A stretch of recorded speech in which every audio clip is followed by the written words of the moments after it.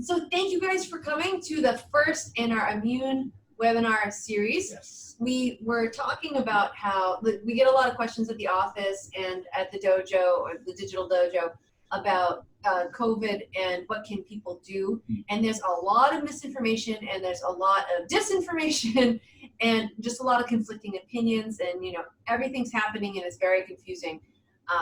But we've been talking to people trying to calm everyone down. Because one of the scariest parts about this is that people don't feel like they have any control. So we're going to help you get some information and then take the control back. So we do have a couple of disclaimers.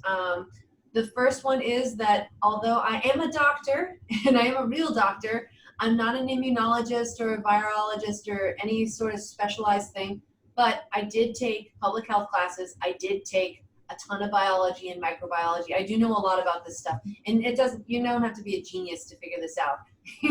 A lot of it's honestly high school biology. It's just, a lot of people it didn't matter to them at the time. And I'm a nerd, so. I'm not a doctor, I just play one in my own head. Exactly. So I have a sociological historical perspective on pandemics that I'll give just a little bit of time to help us understand how this current thing fits into context. Hey, Thomas, how are you? Yes, so cool. So that's our disclaimers. And then the other thing I wanted to say is that everything I say today is based on the information that we've been getting. It's the information we have now. So I'm not saying I have complete information. I may not even have accurate information. We're all swimming in the same weird information bubble. But I've been trying to pay attention and try to vet it a little bit more. And I can tell what's really wrong really easily because I'm used to seeing crap. So as you saw last week, the CDC and the WHO are our main sources of information on the virus. And what was it? The CDC last week that published, no, the WHO, excuse me, published that the virus does not and does live on surfaces within an hour. They flipped that. It's just, I don't know who's in charge of the social media, but they're not doing it right. Take the Twitter away. Exactly. So everything that I'm talking about is based on basic data I think that most people can agree on, and then my own perspective based on my experience and my knowledge and what I've learned in school. So again, and then when more data and more information comes out, I'm happy to change my opinion because I use science. So what? I know, it's weird. What's wrong with you? All right. You're not an American. All right, so we're gonna get started. So the first thing we want to talk about is what exactly is coronavirus, and where did it come from? China. So China. Oh, sorry. We're gonna try not to be political. This is supposed to be informational.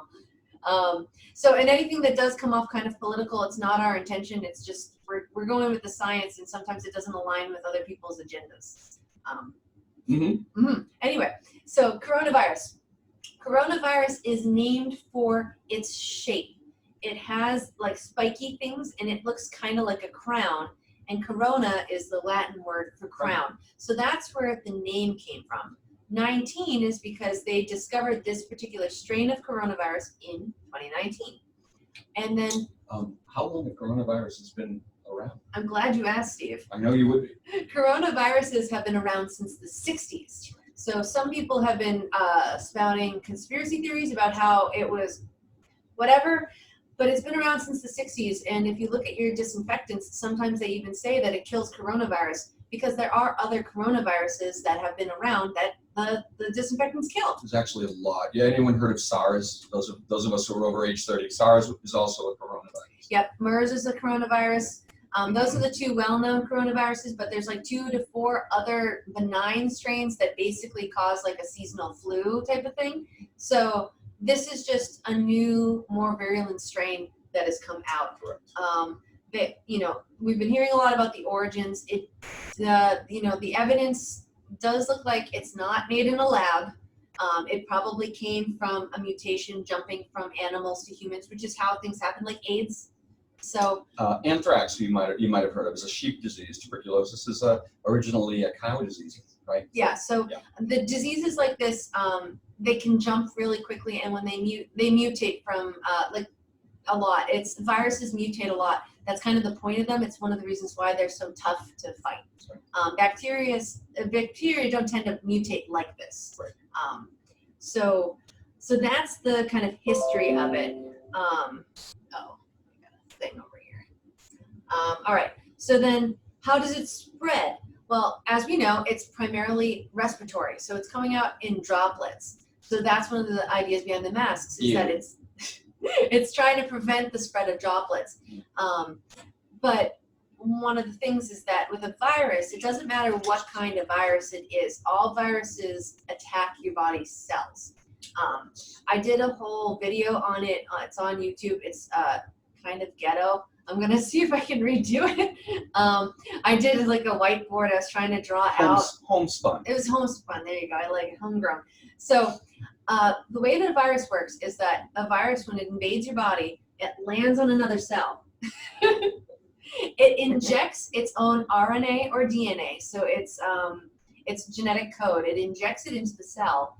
And then the DNA or RNA, this is better than what I did.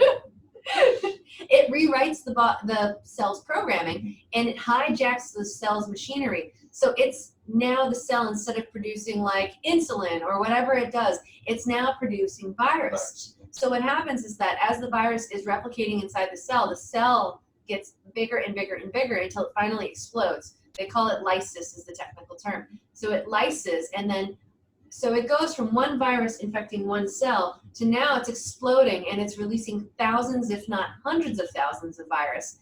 And then they all go and land on another cell, and then they do it. And the problem is that its growth is exponential. And that's why when you catch a viral infection, you feel okay, and then you don't. It can come on really fast because it's exponential in growth. And what that also means is that, again, you are creating virus constantly from the first moment that you catch it and it's infecting cells. If your body isn't, and that other thing is that's a problem with viruses, is that they have a lot of defense mechanisms. So coronavirus in particular, the shape of it, the corona shape, the spikes, they're a natural defense. So they help protect it from being attacked by your immune system. So when the white blood cells and stuff go to fight it, they can't get in at it because it literally has a shield around it. Porcupine. Exactly. We know Lyme disease is another virus, or it's a bacteria, whatever. It's a bacteria. It's weird. It mutates and it acts like a virus. It hides. It's got like a cloak. It hides inside your cells. So that's one of the problems with these things is that they can hide. Anybody, Harry Potter, the invisibility cloak? Lyme can hide, the bacterium hides itself and disguises it itself as a healthy cell.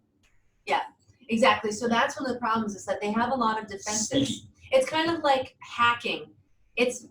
Hackers have an easier time than the people creating the antivirus on your computer because hackers just have to break things. It's easy. It's easy. It's easy to screw stuff up, but it's harder to predict how they're going to do that and create a defense against it. So that's why when there's a hacking, and then that's where they got the idea of virus is from. So they hack your computer and then they're like, oh, we got to fix that. And then they fix that. And then they hack over here and then viruses do the same thing, only it's biological instead of on a computer. So that's one of the problems so it spreads very quickly. The other problem with the virus is that when it's hijacking these cells and they're exploding, it's hijacking any type of cell. Some viruses are linked to certain cells, like hepatitis goes after the liver, but like flus and stuff like that, they're not as discriminate. They tend to go everywhere. So what happens is that although the main form of spreading virus that's respiratory is via droplets, so it's coming coughing, sneezing, breathing, talking, singing, yelling, etc., all the droplets. The other problem is that it's coming off of every single cell that's infected in your body. So what happens is it's called viral shed. So what happens is that the virus is literally shedding off your skin like a dog or a cat is shedding fur. It's coming off of you all the time. That's the reason why you have to stay home, because it does, even if you come in wearing a mask, you're still like, yes, that's helpful because it's decreasing how many droplets are going out, but it's not doing anything about the rest of the shedding. It's coming off your head. It's coming off your arms. It's one of the reasons why I tend to get sick more than maybe someone else, because when I'm adjusting people, I'm literally like my face is against their arm. So if they're sick in any way, I'm going to be more likely to catch it because my face is right next to the part of the body that's shedding. Skin to skin contact. Right? Exactly. So that's why you want to stay home. So those are some of the precautions, and that's why they're doing them. Right. And then the other thing is with social distance. If I'm not close to you, it doesn't matter if it's shedding off your body and it's falling onto the ground, because if we have enough distance, same thing with droplets, they only spread so far. So that's the idea behind social distance. I have a question. Sure. Does humidity or heat impact shed or spread? I am glad you asked that question, Steve. I read the script. You read my blog post. He has to. I pay him. But so that's one of the reasons why we have some precautions at the office. We got new air filters. Actually, you can see There's one behind us. We got another one. We got that one because it helps to clear out viruses along with dust, pollen, etc. So we got two. One from the back and then one for front. So between the two of them, they're hitting way more than the square footage that we have in the office. Oh, and karate people, that's a spare. That one's going to the dojo. So we're going to have a HEPA filter that filters out virus in every space where we're at. Exactly. So we're cleaning the air as much as we can, which is probably the best protection, honestly, aside from your own immune system, but we'll get there. If you've been to the office lately, you may have noticed we also have had humidifiers. Yes. Which the humidity, the air gets heavy, the virus gets sluggish through the air and gets pulled down into the floor. So we have to vacuum because there's virus all over the place.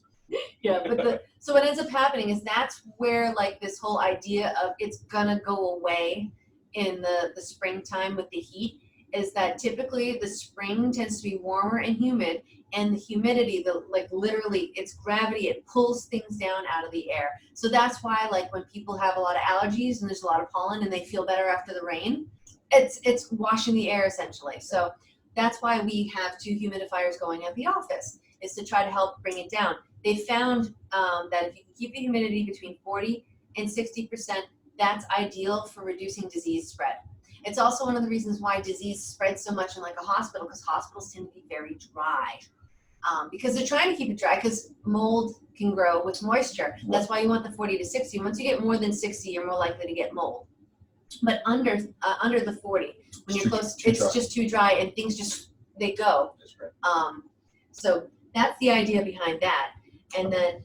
So if you may want to, the humidity meters are cheap on Amazon. So you may want to get a humidity meter and see what your house is at. And humidifiers are also, we have automated humidifiers, they turn themselves on. They're like $80. They were 80, yeah. And one would do a house, yes, so one or two, depending on the size of your house, yeah. Yeah, it depends on the size. We'll do another thing on those guys. And if you want the brands, we can hook you up. We just got them on Amazon. They're like $80. Yeah, but the meters are like 10. A couple of bucks each. 10 for 4. That's what we got. So yes, we place those everywhere in stock. So that's another thing you can kind of do. But then going back to the other precautions that people are doing, like wearing gloves. In my opinion, there's absolutely no point to wearing gloves. You're better, don't break stuff. You're better off, like unless you are in a high touch position, like if you're a cashier at a grocery store, I think wearing gloves is probably a really good idea, because you don't want to be sanitizing all the time. It's really hard on your hands. But the problem is that when you wear gloves, what you're supposed to do is wash your hands, put the gloves on, do whatever you're doing, take them off very carefully, throw them away, wash your hands again. That's the glove protocol. But I've been seeing people and they're not washing their hands before they put them on. And when they take them off, they do it with their teeth. And defeats the entire purpose. Sorry, a guy at Market Basket with the glove was in his mouth while he's playing with his phone. With his mask pulled down, glove in his mouth, typing on his phone. One glove on, holding the phone, other hand. It was just like, why even bother? Right. You don't get this. We must have all seen hospital dramas where the nurse holds the glove so the doctor can put it on without actually touching it, right? The nurse will hold it for him or for her. If you're putting the glove on with your ungloved hand, you've contaminated it with your ungloved hand. So yeah, especially if you haven't washed them. If you wash them, technically they should be safe. Again, when in the acupuncture, I had to take clean needle technique. We talk about all of this stuff. So when the thing was starting, I was just like going nuts watching, like they're doing it all wrong. Like Steve was like, just calm down. Like, but they're doing it wrong, because it's just nobody's doing PPE correctly. It's actually very sad because one of the problems is that, so if you're doing this glove thing, but you're not doing it correctly, like you're not washing your hands, but you think you're safe, if you wear gloves the way that you were using your hands before, like, oh, okay, I've got my grocery list. All right, I'll take this thing. Da, da, da, da, da. Oh, hey, honey, how are you doing? You just contaminated everything you've touched.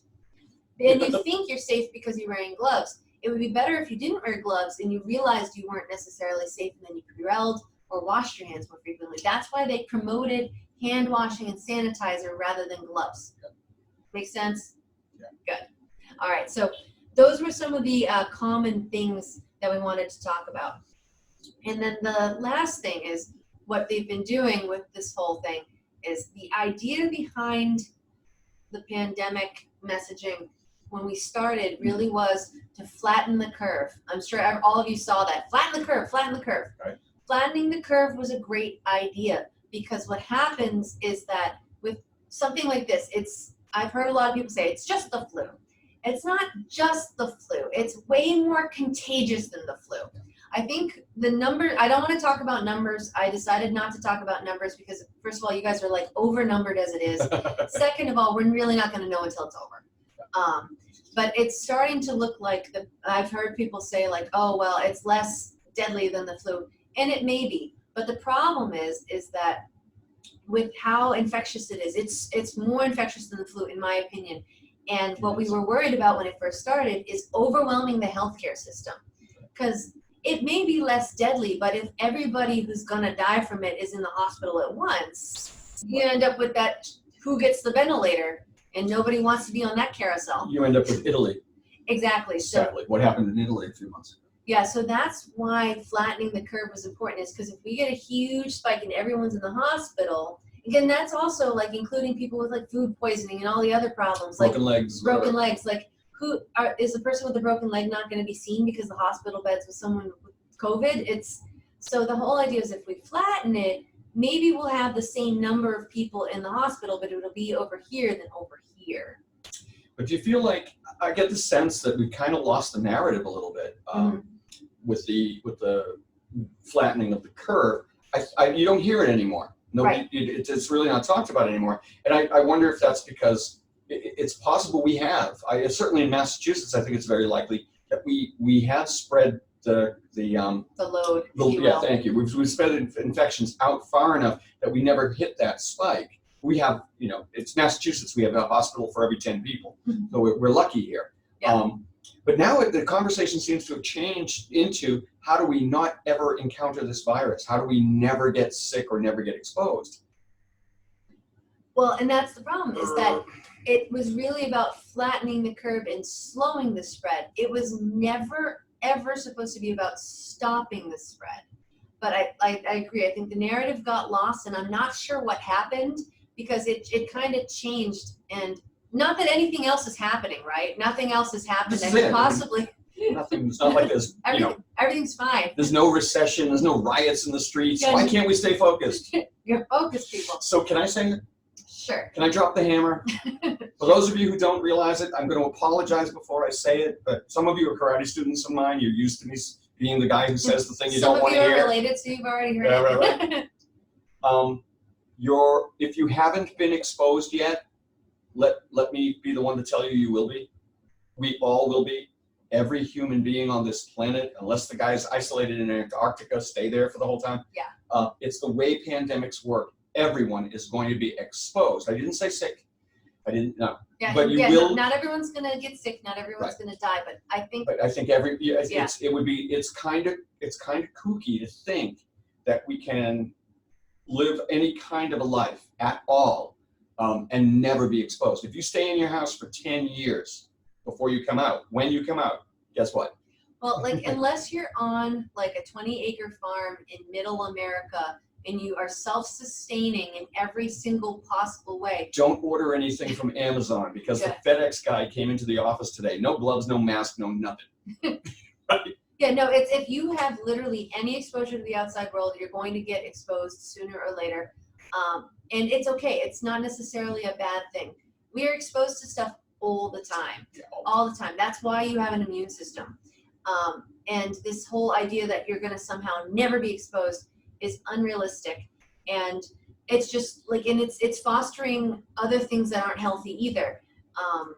It's people are getting really like, some people are going super neurotic, and then other people are like, screw it, I don't care, I'm gonna go lick doorknobs. Like, you know, Yeah. that's not the appropriate response either. Right. You get once things like this get into the public sphere, then politics gets involved, and where you stand on it becomes a measure of what's team you're on. We're not when it comes to talking about this, we're on your team.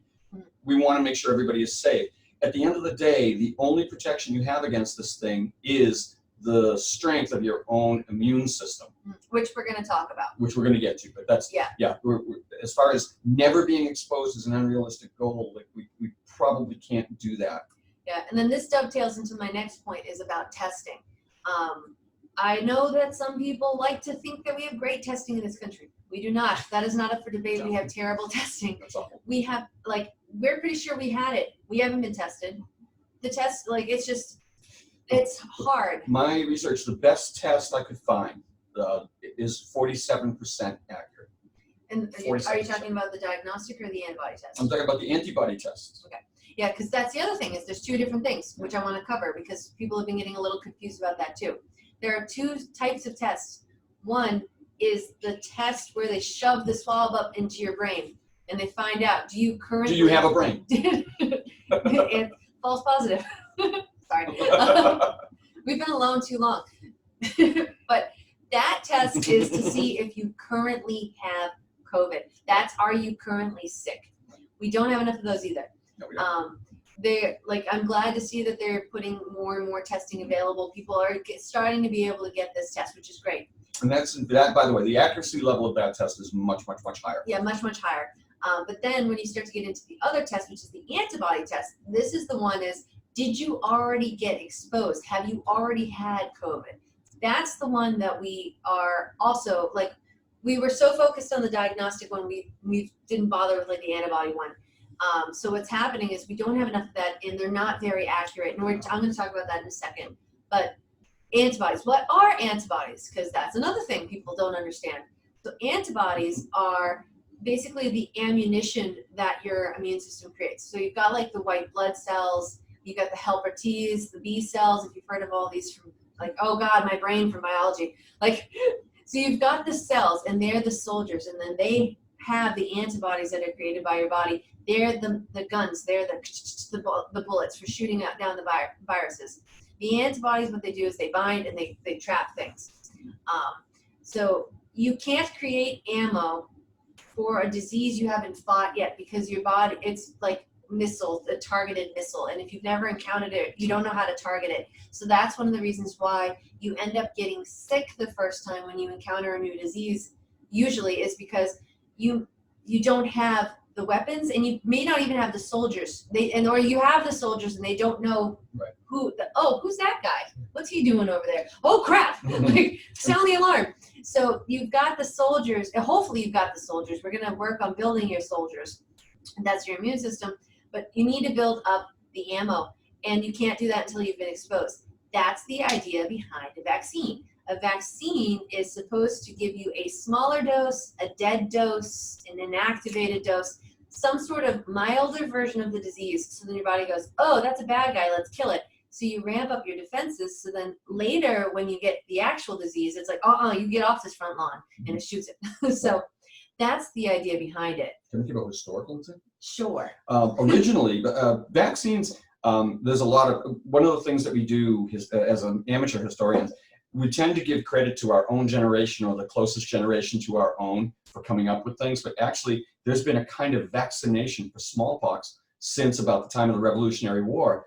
They knew that milkmaids, you probably heard this before, milkmaids didn't get smallpox because they would be exposed to a cowpox. And cowpox is a different disease, but it's close enough. If you had cowpox, you won't get smallpox. So what they would do back in the 1700s, they would expose people to people with cowpox, kind of like those chickenpox parties that some people have. So people would intentionally get the much milder disease, which is cowpox, and then they'd be immune to smallpox. Exactly, because the missiles are looking for a specific thing, and if it's close enough, it'll work. That's why it's helpful. So that's the idea behind it. So then the antibody testing, what they're checking is, do you have antibodies in your body that are made specifically for fighting coronavirus? So there's a couple different antibodies, like if you've heard of IgG, IgE, IgA, Dawn? IgM. Yeah, Dawn knows. But Familiar? IgE is like allergic reaction, like to peanuts. Yeah. IgA tends to be more environmental. IgG and IgM are ones that are used for food testing, like food sensitivity testing, but they're also the ones that are for this kind of immunity. So like I've been approached by a couple of companies that are like, hey, we have antibody tests. You should buy them and sell them. But the problem is when I started looking at the numbers, it was very clear that they didn't test it on a very large group of people. Like at least they hit the 30, which is the bare minimum for a study, but it was like 80% accurate on this part and this, and it just overall wasn't very accurate. Really? And they're like, you know, anywhere from like $80 to $150, but they want me to buy like 10 to 25 of them. And I'm like, I can't sell this crap. Right. And then my malpractice warned me that if it's not FDA approved, don't sell it. And there's only one that's FDA approved, and they haven't contacted me to sell. And that's the one that's 47% accurate at best. Right, exactly. So that's one of the problems, and that's why we haven't really done anything with the antibody testing. We haven't bothered to go get it, because why bother? It's like flip a coin. It's pretty sure we already had it based on our symptoms. We don't need to do an inaccurate test. It's also not cheap. Well, and then I don't know if anybody else has been hearing this, but they're saying, well, even if you have the antibodies, you're not immune. I don't like that statement. It's a little confusing. What they're trying to say is you may have the antibodies, but you may not have enough to truly fight it off. So you may be like partially immune, but more to the point is that if this thing is mutating, which it is, you're immune to COVID-19. You're not necessarily COVID-19 and a half or COVID-20 proof.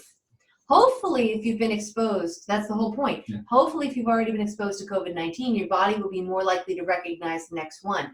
That's why people who, like if I get the flu, I'm less likely to get the flu again, because if it's similar enough, my body knows. And if you've got a healthy, functioning immune system, it works better. If you've got a depressed immune system, it doesn't matter how many times you're exposed, it can't fight things.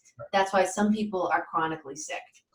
But so that's the idea behind the antibody testing, and I just want to make sure already had it. Yes. So that's the idea behind the antibody testing. Are we making you feel better yet? Everybody, psych! Great. You're gonna die. No, just kidding. No. You're gonna be fine. You're gonna be fine. At the end, when we pull this back in, you're gonna see we're telling you all the worst news right now. There's definitely good news at the end of this. Well, that was one of the things, is I wanted to do a very COVID heavy thing to kind of get people up to speed, like, because if you understand how it works, and it's like, oh, all these recommendations kind of make more sense now, and I get it, and like, and then this confusion over testing and stuff, it's like, oh, okay, I see what the problem is. Mm-hmm. But one of the biggest problems we have is the lack of testing. If we had more testing, and if we had contact tracing, we could do more. We might have been able to open sooner, etc. Right. But the problem is that we have absolutely no idea of how many people were really sick.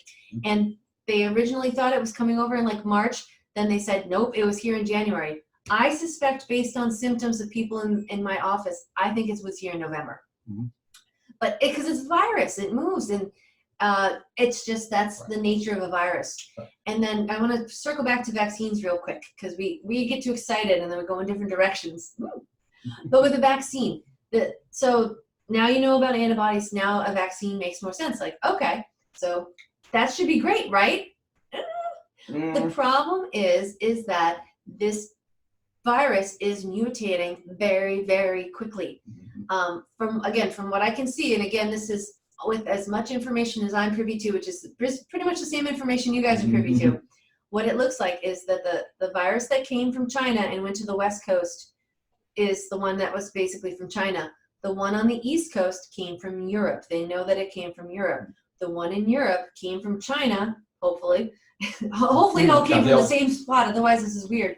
But we can tell by the virus's DNA where it came from and how it evolved. Exactly, but it came from China, it went to Europe. It's different from the one from the West Coast. So the East Coast and the West Coast viruses are already different. Right. And because now they're suspecting that maybe it was in China over the summer the year before, and then it reached us in maybe November, January time. And now it's starting to go into the flat states and down to the south. So they're going to get a different type from us. So say that you're a snowbird and, like say you're up here and then you're like, I'm going to go to Florida. You might have had COVID-19, but now there's COVID-19.2 and it's different. You could get sick again in Florida. Mhm. Like that's the problem, but we don't know. Right. It depends on when it changes, how much it changes. Right now, while they can tell the European strain from the direct Chinese strain, their treatment's exactly the same. Yeah. At this point. Yeah. They're not different enough to need 2 different vaccines yet. But my suspicion is that it's going to turn out to be, in this case, more like the flu. Because every year they have a new flu vaccine, because every year there's several new strains of the flu. So I suspect that we're going to have several new strains of coronavirus every year. Yep. So that's one of the problems.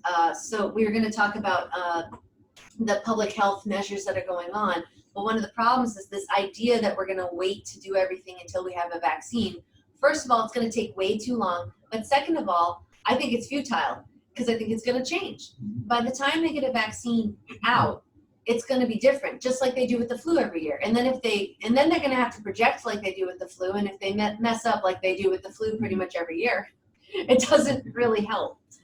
So that's one of the challenges. What makes COVID-19, why it's locked us all in our homes for 3 months, and why it's the topic of conversation all the time, is because it spreads so fast. Quickly. It is one of the most virulent diseases that's if you catch it, it's not the worst disease you could catch. It's not great. No. And if you're immunocompromised, if you have other respiratory problems, if you have autoimmune problems, if you have immune system suppression, or you're just very old, and generally if you're very old, you have some of those other things too. Right. The prognosis for you isn't good. What makes COVID-19 different is that it spreads like wildfire. It just runs through a population very, very quickly. That means that its stroke of mutation is accelerated also. Because that's why this whole animal mutation thing happens, is because, and this is one of the problems. Little suckers are adaptable. They are. Well, the viruses, they're not as big as a bacteria. They don't have as much like hardware to change over, so they basically reprogram. They don't have to do that much to change. That's one of the reasons why viruses are so annoying. But what happens is that, like, when I catch if I catch a virus and it's doing its thing, it's replicating hundreds of thousands of times within my own body, and that's like how mutation happens. That's what fruit flies and stuff is. Every generation, every time something replicates, there's a chance there could be a mistake, which is a mutation, which could either be good or bad. And so in the case of a virus, they're just replicating so much inside of you that there could be a mutation. And by the time it leaves me, it could be a different virus than what I caught.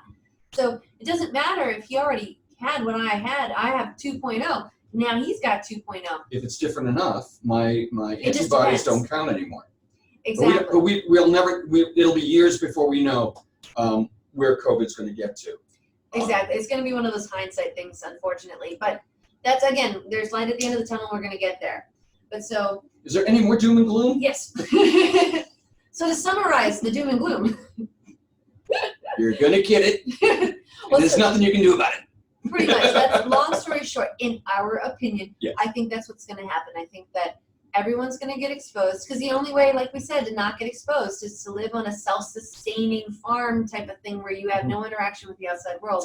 And I don't know about you, but I don't have that kind of money. And I don't know if I really want to do that, And that said, I'm not rushing to any public pools. No. Right? You will not catch me in a movie theater this year. Right. We are not telling it. I don't want to present this idea that you're going to get it anyway, so to hell with it. No. We got to keep keeping that. We got to keep the curve flat. We got to keep our families safe. If you can put off being sick as long as possible, or indefinitely if possible, if you can work on your immune system with some of the things we're going to talk about ahead of your exposure, that's all. None of this is to inspire you to give up the ghost and just go. Don't do that. We're not doing it. No, exactly. No, it's like I said, it's coming. We can't wait for a vaccine. Even if they get a vaccine, let's pretend that it works right away and there's no problems with it. Let's pretend it's awesome. Good luck with that. Well, it's complicated. Science is complicated. Sure. But let's pretend that it works and it's perfect and it's great. This is going to be rushed. First of all, it's not going to be that because it's rushing. They're bypassing safety protocols because they're trying to fast track it to try to help as many people as possible. But anyway, even if it's perfect, it's going to take about 18 months to get enough produced to give it to everybody. They're going to start with the healthcare providers, like they should, and then the immune compromised people, like the elderly, like they should. And then they'll probably do kids. So by the time the 6 of us have a chance to get that vaccine, we probably already got it. I'm pretty sure we already had it. So 18 months until production. You're going to talk about 2 or 3 months to get this through the most at-risk populations.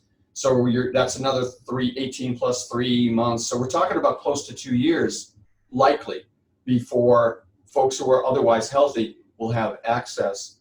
Yeah. And don't forget, they have to produce enough because they won't send kids back to school without vaccination. And everybody wants their kids to go back to school, right, Don and Thomas? Right. So that's another population that's very likely to get access to the vaccine ahead of for other folks. Exactly. Yeah. So it's it would be great. I'd love it, but it's not. I don't think it's a realistic expectation. I don't think it's a realistic thing to wait for. So it'd be great when it comes. But the other problem too is that, again, not getting into politics, but politics means that there are populations of people that are not going to get it, whether it's safe or not, whether it helps or not. Like I've heard it from people's mouths. I don't care if they make a vaccine. I am not taking it. So because Bill Gates is going to inject a microchip in you because you're not already carrying the tracking device with you all the time. Has anybody have you heard these things? Anybody heard this stuff? Oh, the Bill Gates. Oh my God. I accidentally talked to. I was like, oh no, they started talking and I was like, they're serious. Oh no. Yeah. I was horrified. I didn't know what to say. Knowing all of you well enough, I don't think we're going to offend any of you by saying that's insane. Yeah, because Bill Gates has enough money. He doesn't need to microchip all of us. And as the doc just wisely said, I spent $1,000 on this microchip. What, about $120 a month to carry my own tracker all the time. I don't need a tracker injected in me. And what the hell do they want to know what I'm doing for? Yeah, I know. I don't do anything. Well, and we already have an Alexa. She listens to us all the time. Right. So anyway, there's already going to be a segment of the population CIN? that's not going to get the vaccine, and we're not even going to touch on whether or not you should. We're not going to get into a anti-vax debate. We're not even talking about that. But the fact is that not everyone's going to do it. That's right. And then the other thing that's happening, I've been very when did this start? Was end of last week, beginning of this week. I think that the collapse of these regulations is upon us. I can see that people are getting tired of it, and then with some states doing this thing and that state doing this thing, and then even at the dojo, they're like, well, you have to wear masks, but people under 18 don't have to wear masks while they're in an active class, but the teachers do because they're over 18, and then and it's like, wait a minute, well, if it spreads by respiratory and we're wearing masks to try to prevent it, then shouldn't they be wearing masks while they're working out because they're going to be breathing more, so there's going to be more virus out. But you can't exercise with the mask on because you could get hypoxic. It's not good for children to wear them this long. So it's all of the recommendations are they're getting too hard. It's been going too long, and it's becoming complicated and also self-defeating in some places. So I can see it's already starting to collapse.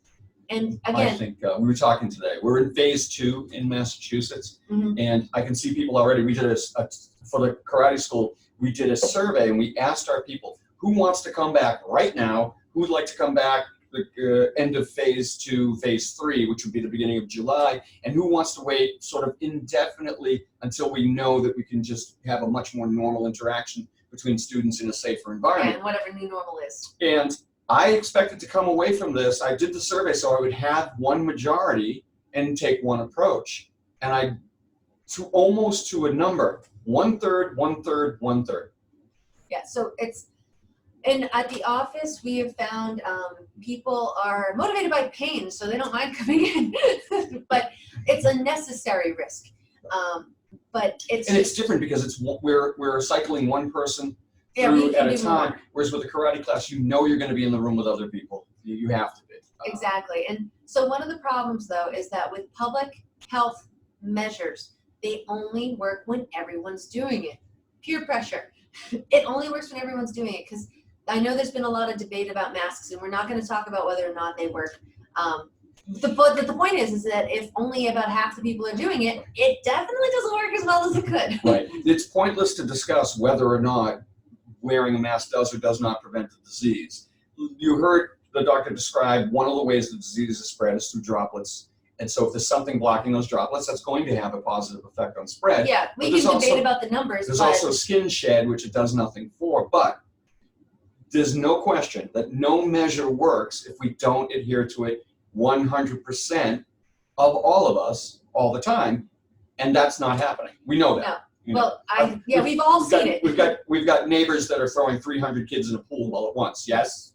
Yes? Yeah, so there's some people who are just shirking these rules altogether, and they, unfortunately, they change the demographics of disease for all of us. Exactly, because we were hearing someone who I don't like on a TV channel I don't like, and he was being stupid. And is it named after a small animal? Maybe. Is it rabbit news? So this idiot was complaining about the testing. Again, my biggest thing has always been we need more testing, because if we had more numbers, if we had more data, we could make better decisions. But right now we're just running in blind. But this guy was like, what are we going to do? Are we going to trace heart disease? Are we going to trace cancer? And I was just like, I don't catch cancer or heart disease, because if you eat a hamburger from McDonald's with extra fries and a shake, I don't get clogged arteries. Like, oh, I wish it worked that way. Oh, God.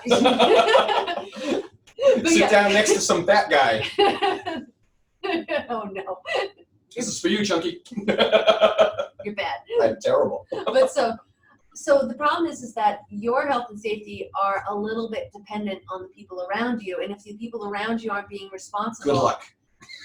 Yeah, so the whole point of this talk was not to scare you. It was just to give you a more realistic idea, so then you can mentally prepare and also physically prepare. Yes. Because this is gonna be an ongoing series, so we're gonna be stopping in just a couple of minutes. Yes, we're almost done. We're not gonna go over all of the tips. The tips are gonna be done per webinar. Each of the approaches it's pretty robust, and it needs a little time. Yeah, and we want to go over a lot of the basics, because if there's a thing that you don't know anything about, I don't want to be like, vitamin D is good for you, go in the sun. Like, there's more to it than that. So we're going to be talking about things like that, because although you have no control about the people around you, you don't have control around other people. We all know this, especially the people who have had kids. They know that you can't control another person. And the more you try, the more it makes you angry. And I can see that people are getting very frustrated. We were talking to a friend of his last night, and I thought she was going to cry, because she's trying so hard to keep herself and her family safe. And she's just devastated because, like, FedEx came, no mask, no nothing, breathing on the package, just here you go. And she's like, you know, but she's trying so hard, and it's very frustrating to feel like you're doing all this work and then these other people are being so careless. But I don't see that getting better. In fact, I see it getting worse. Yeah, that's not going to improve. No, I think it's escalating. So we want everybody to get all the information they can to protect themselves, because honestly, the best defense against any disease is a good offense. Be offensive. Be offensive. Go around. But so the best offense is your immune system. Yes. Your immune system is offensive. You have soldiers. You have ammo. We can build those things. Yes. So what we're planning to How do we do that? I'll kill you. Most likely. So we are going to do that by educating you guys as much as we can, sharing what we know, so then you can do what we do too.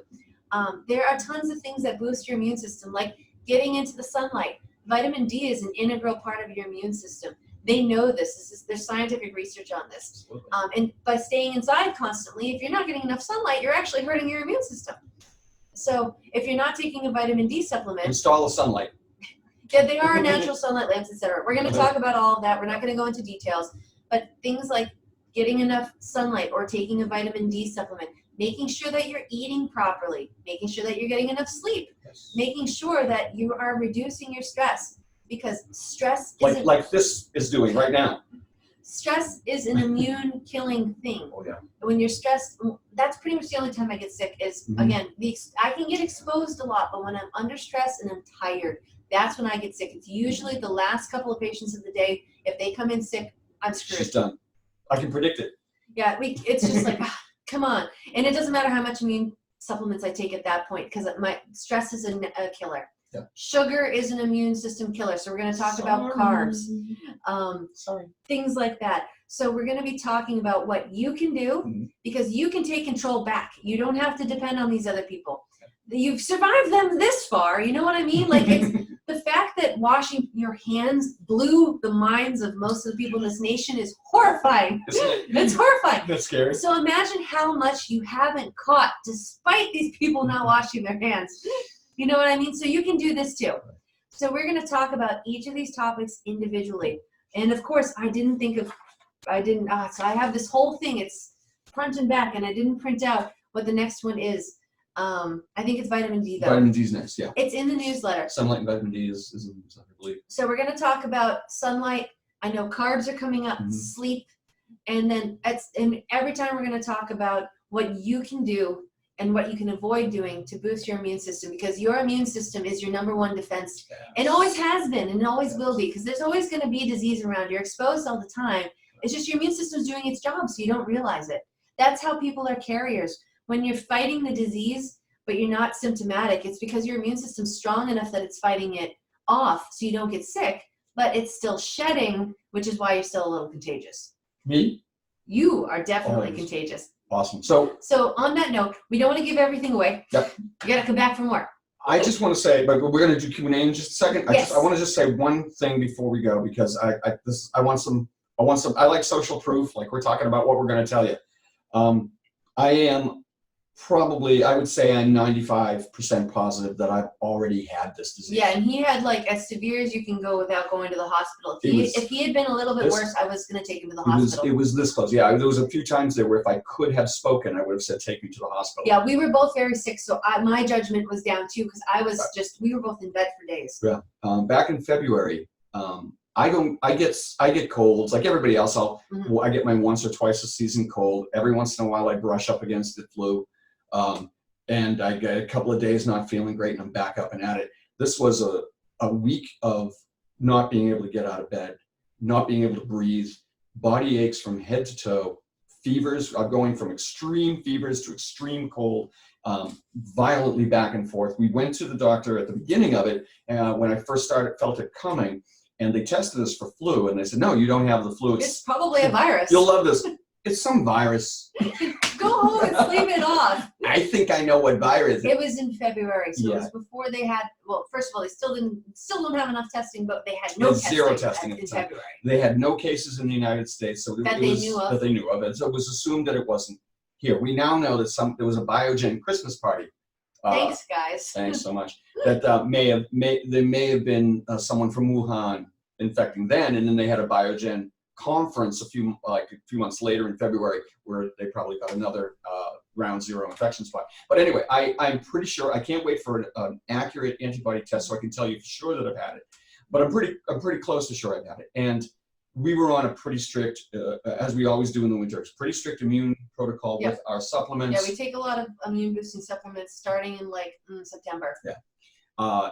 I always exercise. It's a byproduct of my job, so I don't have a choice but to exercise. Thank God. We eat well-ish. We're eating pretty well. We're not eating as well as we should, but whenever we are exposed and we're getting tired, we're like, all right, no carbs tonight because the sugar can feed it. Right. We'll talk about that more. So anyway, at the end of the day, I think one of the reasons why, as bad as it was, and it was I don't ever want to be that sick again, because there was moments there when I was wondering about my own survival. I've never felt anything like it. It was awful.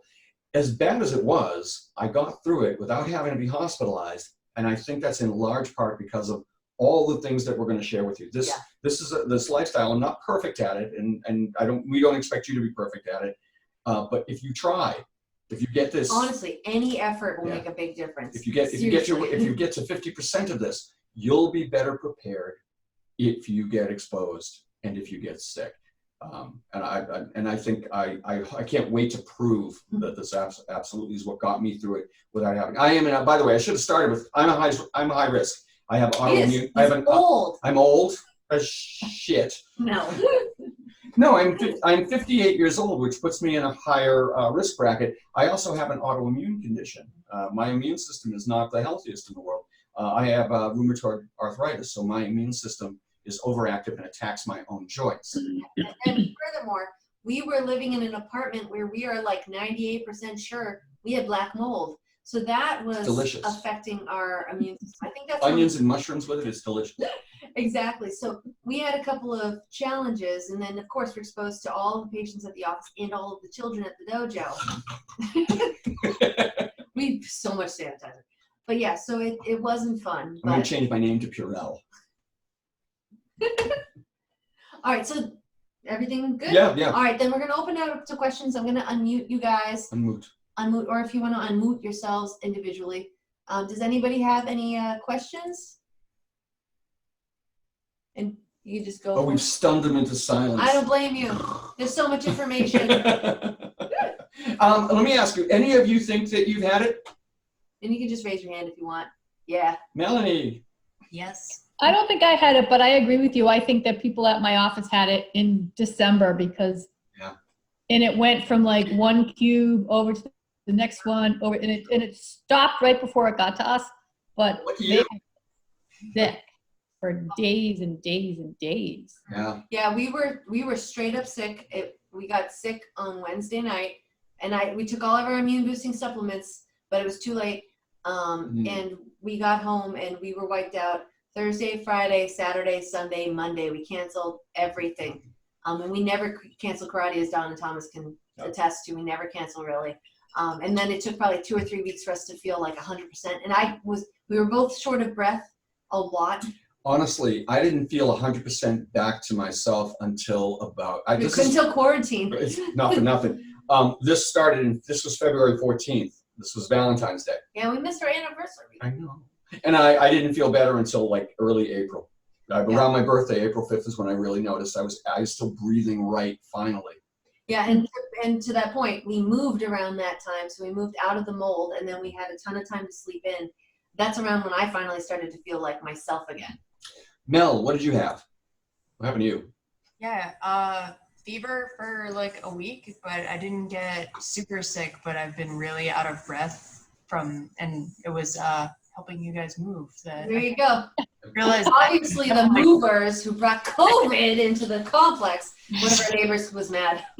It's like, but yeah, shortness of breath and just like, oh, these stairs are so much harder than they really should be. And then but you were complaining about that before you came down, right? Because I remember you complaining about the stairs. Sick as a dog, we made her come anyway because it's good for you. I needed to get back. I was getting my headaches. That's what sisters are for. Right. That's right. Yeah, good thing you didn't visit mom and dad like they wanted. Yeah, no. Okay. Yeah, no. Don and Thomas, I know you guys. We've talked about this. So you guys didn't feel like you caught it. Do you know of anybody who suspects they got it? No? You got to get out more. Yeah, I've just because we're in front of so many people, I sort of we get to poll everybody. I casually asked people, around mid-February, did you get real sick? And I hear it from probably at least 50% of the people I've talked to. Yeah, I was surprisingly ill in mid-February or late January. Yeah, so I'm pretty sure I originally thought we gotten it from the dojo, but I'm pretty sure I know which patient brought it in, and they work at Oracle. Right. So it's a huge company, Right. Because he was terribly sick too. Yeah, that's right. And we actually have a couple people that come to the office from Oracle. So it's like, right. We closed it down because the other thing I forgot to say is about incubation periods. That's the other challenge with this is that the incubation period for the disease is anywhere from 2 days to 14 days. So like that's the whole idea behind the 14-day quarantine is that, like we talked about, it's injecting, it's blah, blah, blah, blah, the exponential growth. That exponential growth can take anywhere from 2 to 14 days. So you don't even know you're sick. You don't even know you're spreading it. That's one of the problems. And that's one of the reasons why we need more testing and we need it to be fast and accurate. Because if oh God, I think I got it from so-and-so. If I could get tested and no, then I know I need a quarantine for 14 days, no matter how I feel. That's great. But if you're not really sure and like, oh, I feel okay. And people always make an excuse to do what they want to do.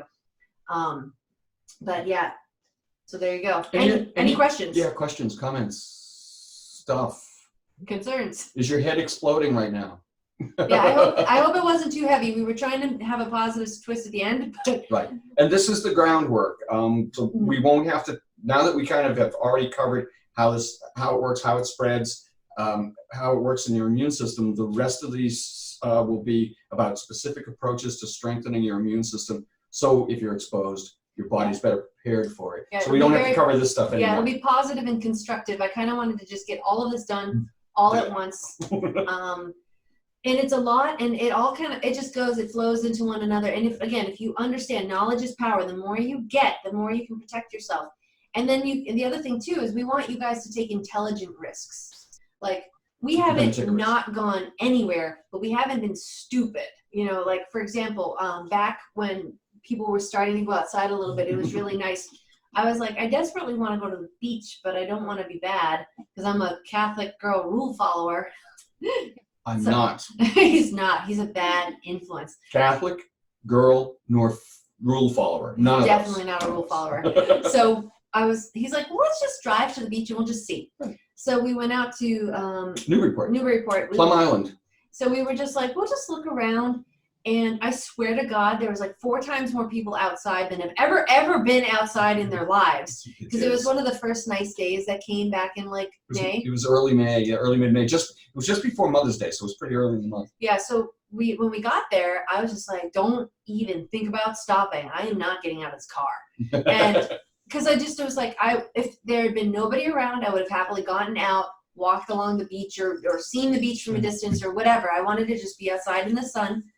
But there were so many people. And it's actually Marblehead. Oh, Marblehead. Yeah. So there's just so many people. And then I was and then there was cops. Right. Castle Rock in Marblehead is a nice little walk beside a remake of a mansion that looks like a castle by the sea. It's absolutely beautiful. And Doc's right. There were more people there under COVID restriction than I'd ever seen there. And like we go out there fairly frequently in the summertime and we've never seen that many people. And so, but we were intelligent. We were like, there's too many people. The sidewalks aren't wide. We're going to skip it. So we drove around with the windows down, smelled the salt air, and then came home. A couple of weeks later, we did go to, we found a beach that was relatively empty. That was Plum Island. Yeah. And we did walk around on the beach, but then as people started to arrive, we get out of there. Yeah, because we stayed for about 15 minutes. We looked around, put our toes in the water, and then we're like, all right. And then when we got back, so it was like an 8-car lot. When we got back, there was like 6 cars trying to get into this tiny lot. And I was like, guys, you know that if there's too many of you, that's what attracts cops. Right, then the police will come. To disperse the crowds, because this beach was technically not open. Yeah, there was signs everywhere. Don't park here, don't walk here, don't be here. Yeah, I had to get closer to read it. So. You didn't have the glasses. But yeah, so it's... What's the sign say? Just, the whole point of this is do what you can. You have a lot of control. You have control over your diet. You have control over the supplements you take or don't take. You have some control over your sleep. Like you have control over your stress levels to a point. Like there's a lot that you can do and we will help you. That's what we're here to do. All of this is going to be free. It's all educational. There's a lot you can do. And it's my favorite price. Exactly. But yeah, and then the rest of it is just take intelligent risks. Like you have to go to the grocery store. You should, like people should have already been washing their hands when they get home from the grocery store. This shouldn't be news, like I wouldn't go into a movie theater or anything like that. Anything that doesn't have an air filtration system, I wouldn't go into a closed place like that. But so there you go. Well, thank you guys for joining us. This was wonderful. Make sure we covered everybody and no last questions before we go. All right, good. All right, thank you guys. Thanks for coming, guys. And we'll see you at the next one. Yeah. Bye, Jody.